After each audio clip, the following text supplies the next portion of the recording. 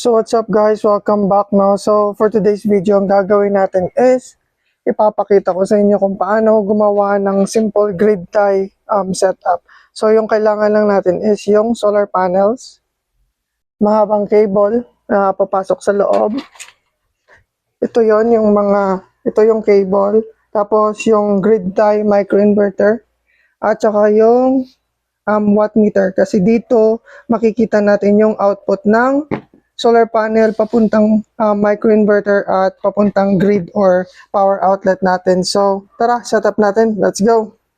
So yung first step natin guys is kailangan natin ikabit yung solar panel natin papunta sa loob ng bahay. So kailangan natin yung mahabang cable na binanggit natin kanina. Positive at negative, ikakabit natin dito sa positive at negative ng solar panel. So positive sa positive, negative sa negative. Yan. So just be aware lang guys ng polarity.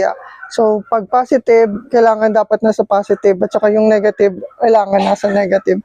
So tara, pasok tayo sa loob. So what's up guys, so nandito na tayo sa loob. So kailangan na nating ikabit yung mga kable na galing sa solar panels, positive at negative, dito sa ating microinverter. So ginagamit po natin ng microinverter is yung YNH na 600 watts, MPPT na siya.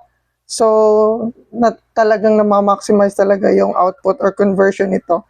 So far sa nakita ko, it's around 90% efficiency siya.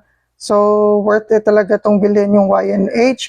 Tapos may built-in fuse na siya. So no need na yung breakers. So kailangan na natin tong ikabit. Unahin lang muna natin yung positive bago yung negative. So ikabit natin dito. Mayroong dalawang terminal dito. So pag gusto niyo mas madali, kailangan niyo lang ng mga terminal lugs or terminal longs. Wala tayo, so dito tayo papasok lang natin to sa butas, tapos higpitan na natin. Yan. Make sure na mahigpit para walang lost connection. Tapos yung negative, kabit din natin dito sa kabila. Yan. Tapos tighten lang ulit, make sure it's tight. Ayan. So ito na, nailagay na natin. So next step is yung AC output niya, kailangan nating ilagay dito sa wattmeter, kasi dito sa wattmeter makikita natin yung output or ang conversion ng solar to microinverter to our grid. So lagay natin dito. Tapos ngayon, extension cord lang muna tayo for demo purposes. So i-plug na natin. Ayan. Tapos pag na-plug nyo na, iilaw yun yung blue dito. Tapos, switch on nyo na lang para mag-start na yung ang machine natin o yung microinverter natin. So, currently, naka-red siya. So, hintayin natin maging yellow yan para makita natin yung output dito sa ating grid or sa ating wattmeter. 1 minute Nga, later. guys, no, nagbi-blink na ng yellow yung microinverter natin. At saka, yung meaning ng pagbi-blink niya or pag-yellow ng microinverter natin is nagko-convert na or nagiging activated na siya. So yung goal niya is to convert solar from solar panel to our AC or to our grid. So currently, ito na yung output natin. Meron tayong 3.5 watts. So yung by the way, yung panel natin is masama na talaga yun. Mababa na lang talaga, hapon na, mababa na lang yung output niya, yung peak power niya nasa 40 watts na lang. So hapon na, hindi na masyadong naaarawan or half na lang yung naaarawan. Kaya yan, maliit lang yung output natin. Pero ang goal natin dito is to show you how to set it up.